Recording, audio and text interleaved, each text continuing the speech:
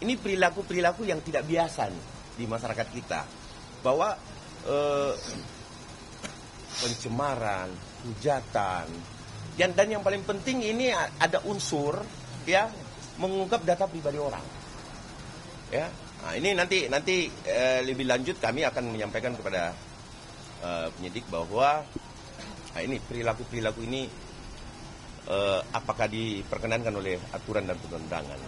Ya, nah, jadi ada perilaku yang tidak biasa, yang biasa dilakukan oleh orang-orang yang biasa, yang tidak seperti biasanya, ya perilaku ini, sehingga ini perlu betul-betul kita untuk memberikan edukasi pembelajaran terhadap masyarakat Indonesia bahwa demokrasi hukum di Republik ini tidak boleh terkebiri dengan hal-hal yang perilaku yang tidak biasa-biasa saja. Oke? Bukti apa aja Pak dalam pemeriksaan? Nanti kita lihat apakah ini diterima buktinya, ya. Kita akan sampaikan nanti setelah kami lakukan kunjungan kepada penyidik, ya. Silakan Pak Ketum. Oke, nah, jadi public defender ya. Sebagai warga negara yang baik, kita datang dipanggil dengan baik untuk memberikan keterangan.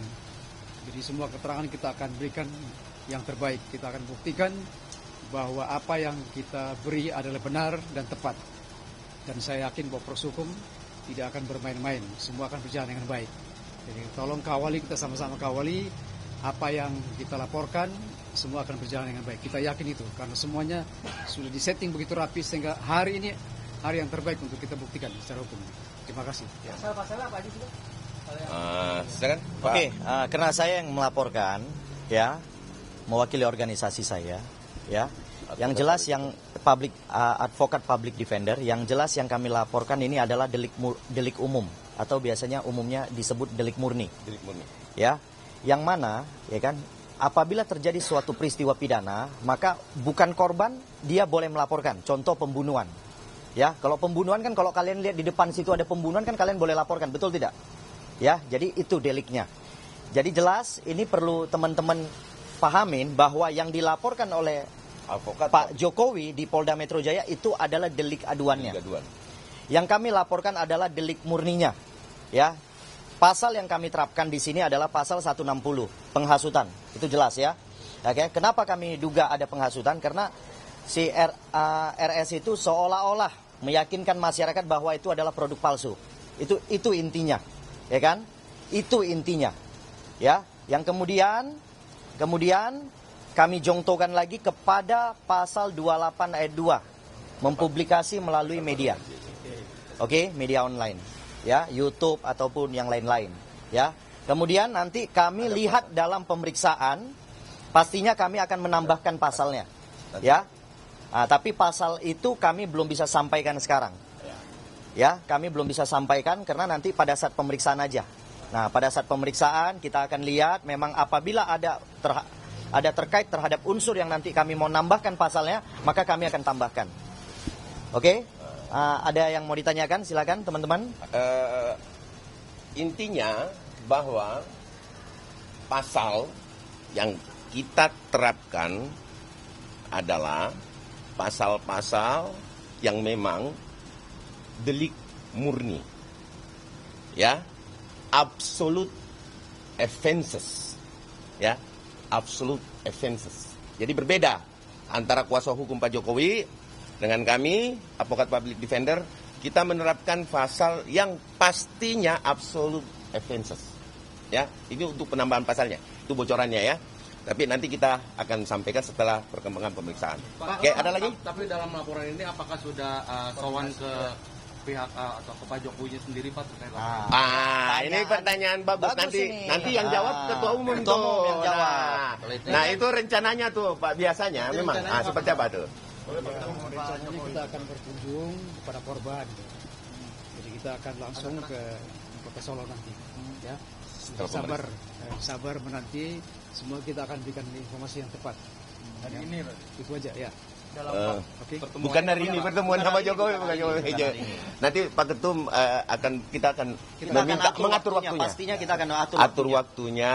Yang pastinya sudah lakukan komunikasi. Ya, komunikasi sudah terjalin. Cuman kita atur waktunya karena kan LBH itu ya kalau LBH ataupun ada sesuatu yang sifatnya kasusnya itu adalah absolute offenses, maka memang wajib setiap penegak hukum itu wajib berkunjung kepada korban, tidak harus kuasa hukumnya. Ya, ada lagi yang perlu ditanyakan? Ada berapa item bukti yang akan mau diserahkan, Pak? Apa kemarin? Sekitar 16, nanti kita lihat ya apa yang gitu ya, berapa banyak yang diterima. 16 terus ada 9 video. Ya.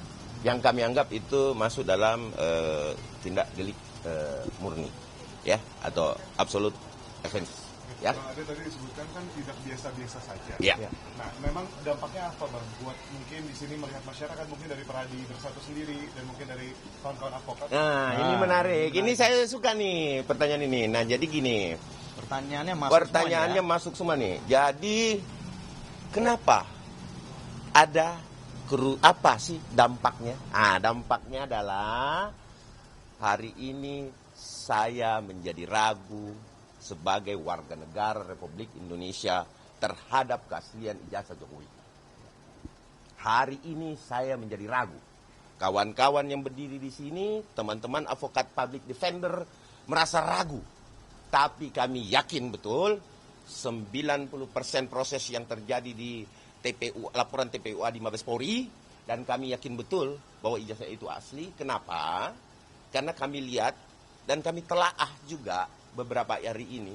Nah, itulah dampak yang kami terima, bahwa ada ketidakjelasan sehingga ketertarikan seseorang atau aparat penegak hukum untuk melihat apakah ini benar apa enggak. Seperti teman-teman, di sini teman-teman ada yang 100% yakin ijazahnya Pak Jokowi Palsu. Asli enggak? Enggak, asli dulu. Asli dulu. Ada yang 100% dari dampak ini? Menjadi bertanya-tanya kan?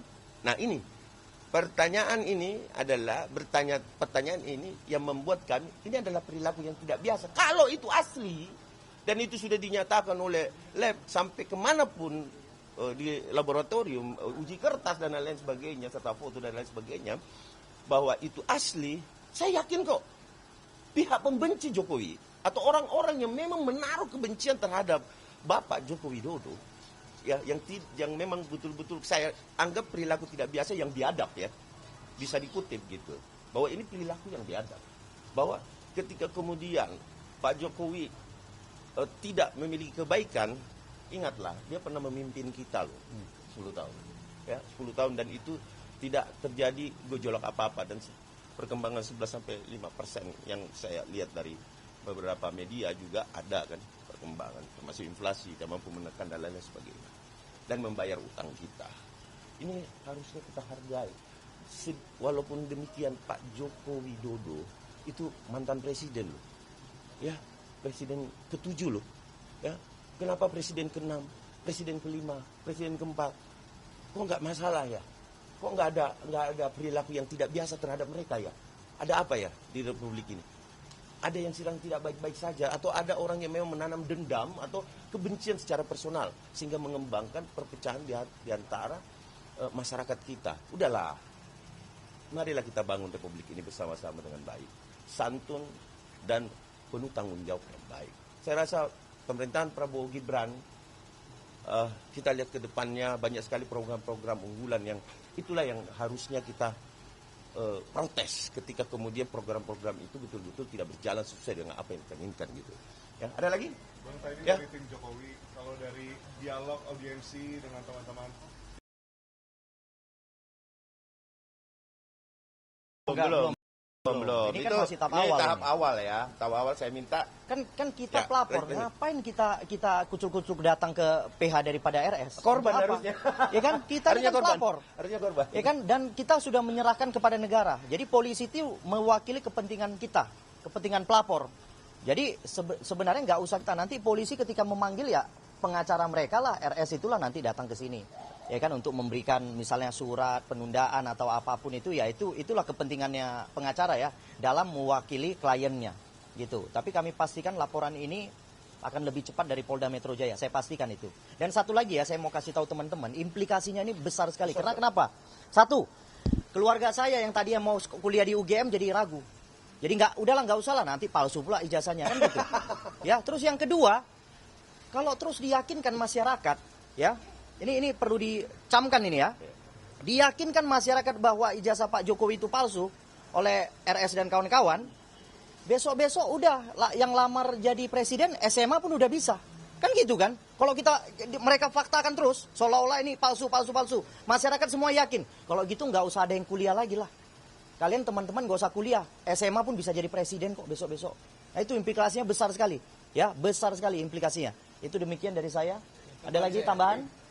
Kalau Pak Jokowi sendiri berani bawa ijazahnya ke Polri, itu berarti beliau yakin 1000%. Tidak mungkin itu palsu barang dibawa ke sini. Kalau barang palsu dibawa itu bunuh diri namanya. Pelapor membunuh dirinya sendiri. Bunuh diri, ya betul. Itu saja. Ya. Terima kasih. Nah, jadi ini dampaknya ya teman-teman. Nah, ada lagi? Dampaknya ngeri kan? Ada lagi nggak? Kami masuk dulu ya. Ada lagi ya, udah ya. Oke. Nanti habis masuk baru kita habis kita diperiksa lah ya. Item nggak bisa di-spill sedikit. Nanti merusak pemeriksaan. Jangan. Ini dia ya. Ini dia ya. Oke, jangan ya. Oke. Oke teman-teman.